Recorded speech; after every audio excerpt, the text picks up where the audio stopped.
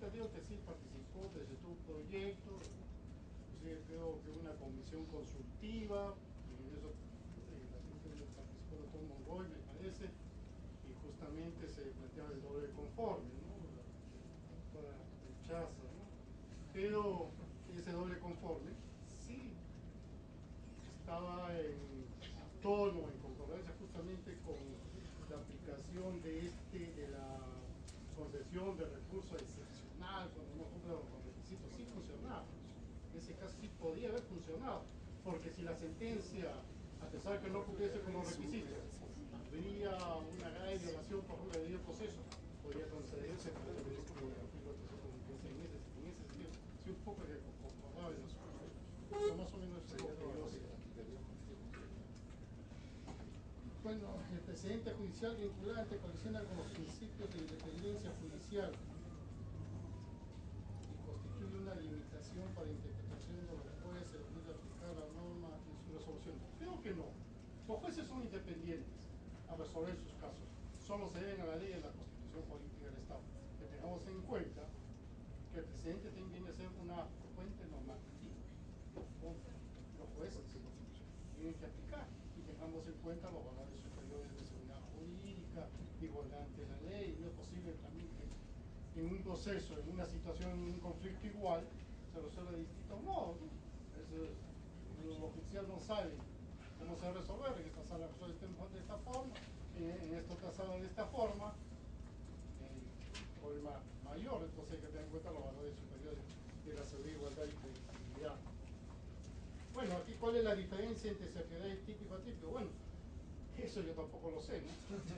¿Por qué? Porque el término atípico lo he leído hace unos días en un artículo que publica el doctor Nelson Guarnier Jiménez. Había que preguntarle a él, ¿no? O sea, por la configuración del artículo 392 en forma coloquial, dice que es un seriedad atípico. No entendía, tendría que explicarlo. Yo por eso digo que es un recurso excepcional, excepcional de excepcional. Pregúntale al profesor Nelson Ramírez. Gracias. El doctor Díaz Vallejo contestando las preguntas que ya han Sí, formulado. es una más muy breve. ¿Sí? Dice, la infracción normativa siempre infringe el debido proceso. Ello debido a que el justiciable tiene derecho a una correcta justicia, a un juez técnico que sepa aplicar la norma.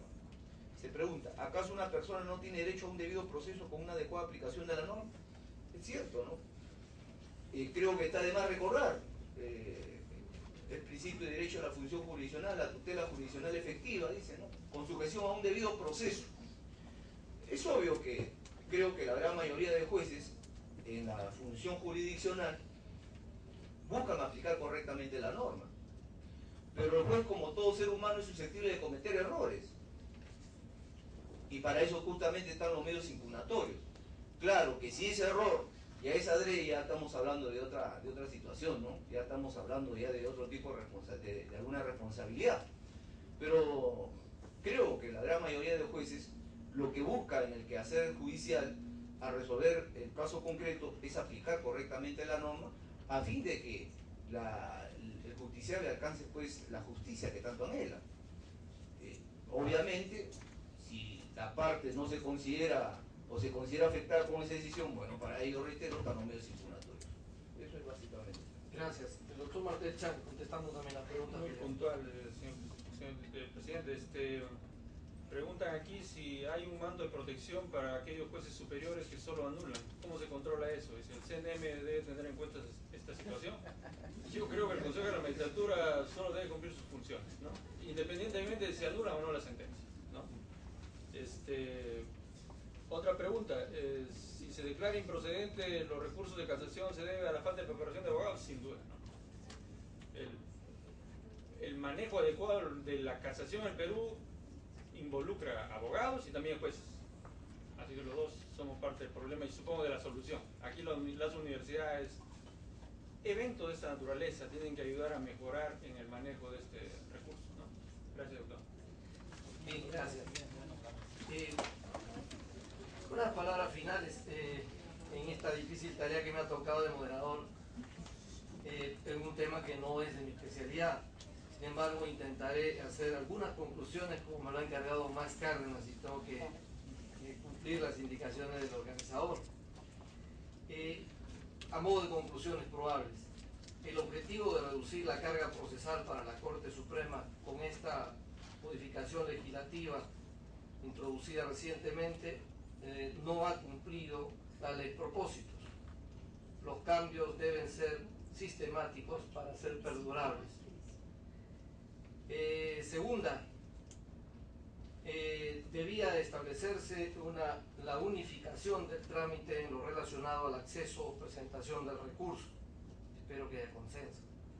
Una tercera conclusión podría ser sobre la importancia de la jurisprudencia y los precedentes vinculantes y la gran o trascendente responsabilidad que tiene la Corte Suprema de reunirse con tal propósito.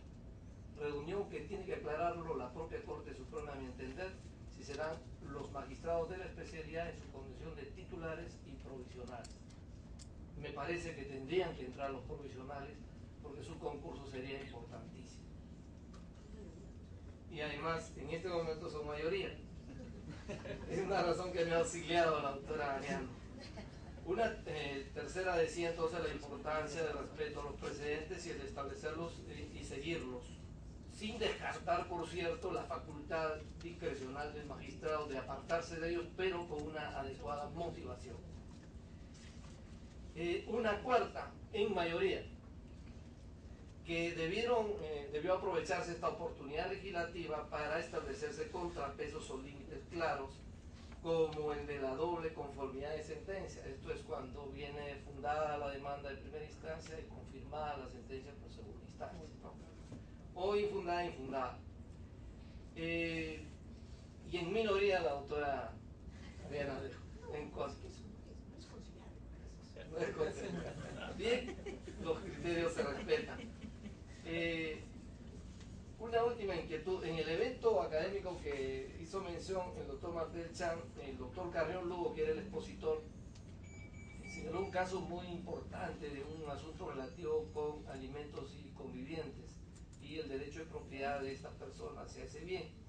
Y entonces señaló, si la memoria no me falla, de la importancia que tendría facultar la Suprema con la jurisprudencia, podría hacerlo tal vez, para que en la casación se incursione en el aspecto de justicia en casos excepcionales que lógicamente tendrían que motivarse debidamente para justificar la intervención casatoria del Tribunal Máximo.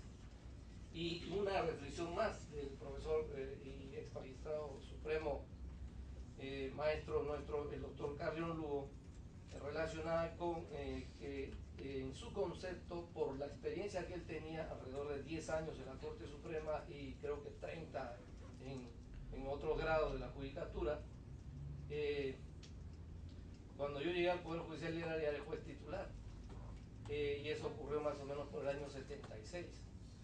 El doctor Carrión decía que como él verificaba en su experiencia, y lo vemos acá en el Consejo, que un 75-80% de casos de casación eran desestimados por defectos de su presentación, por una inadecuada motivación del presentante, del ciudadano o del defensor, más bien del abogado que asiste al recurso.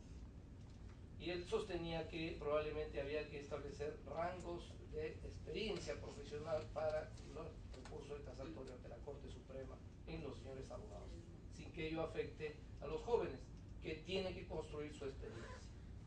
Termino porque ya aburro. Señores, muchas gracias a la expositora, a los integrantes del panel. Muy dictatorialmente, ya no voy a dar el uso de la palabra porque si no me van a refutar. Gracias nuevamente a ustedes y a ustedes, señores y señoras, que nos han acompañado, y los vamos a invitar próximamente otra vez.